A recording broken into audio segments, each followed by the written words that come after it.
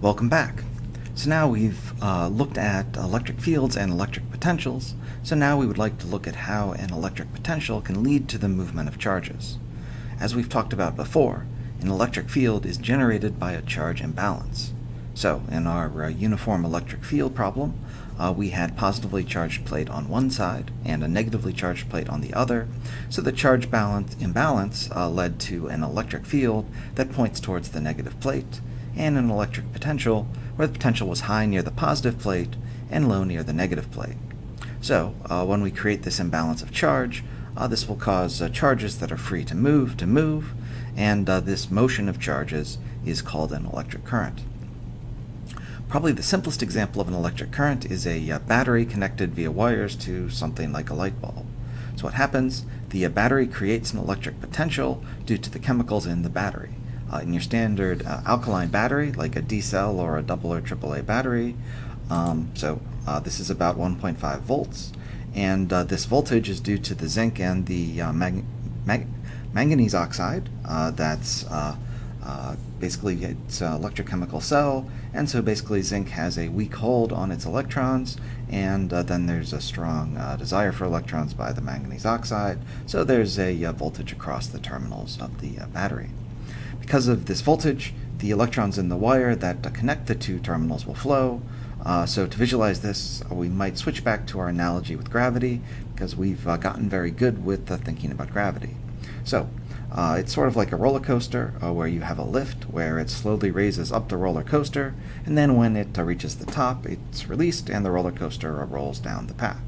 So in the electric current, the battery is kind of like the lift, and so then the electrons slide all the way down from the negative terminal to the positive terminal once they leave the lift.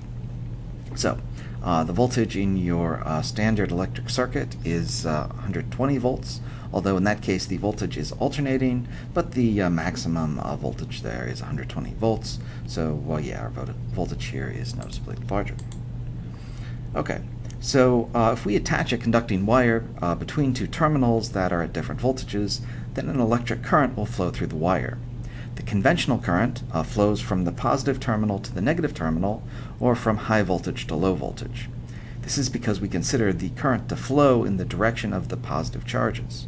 In a real wire, we know that the electrons are what flows, so the electrons flow from the negative terminal to the positive terminal, or you could say that they flow from a low potential to a high potential.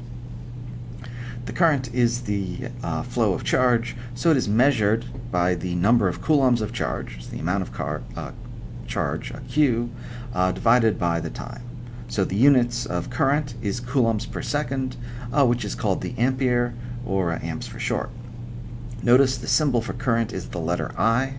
Remember, the conventional current flows from the high voltage to the low voltage because it tracks the motion of positive charges, but in a copper wire metal wire, we know the actual mobile particles are the negatively charged electrons, and they flow from negative terminal to positive.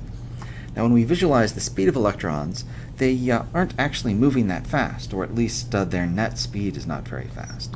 That is because there's a huge number of electrons in a typical conductor, and so in a typical current, the electrons move at about 1 × 10⁻⁴ meters per second, which corresponds to about a meter in, 20 minutes or so, towards the positive terminal. The electrons themselves are kind of moving quickly, but what's happening is they are bouncing off of each other constantly and going every which way, so they don't actually travel very far. So their motion is sort of totally random, and their motion in the direction towards the terminal is slow. So this is sometimes called a drunkard's walk or a random walk, and perhaps you've seen someone late at night doing the drunkard's walk home. At first glance, they may be stumbling around and it's not clear which way they're going, but usually after a bit you can figure out which way they're sort of trying to go. So it's the same sort of concept here. As to the current, the maximum value for a standard electric socket is 20 amps. It is often said that it's not the voltage but the current that kills you, and high currents are what are most dangerous. That's why electric sockets are connected to a circuit breaker, where if the current goes above 20 amps, it's automatically shut down. That amperage is usually set per room, so you can get away with a larger current if you're using multiple rooms, although your house also has a service limit.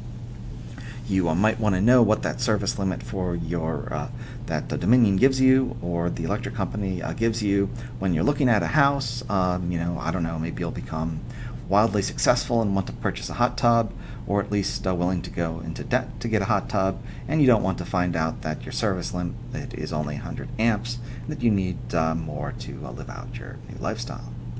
Alright, so you guys have a few questions to answer, and next we're going to start to talk about electrical resistance. Good luck.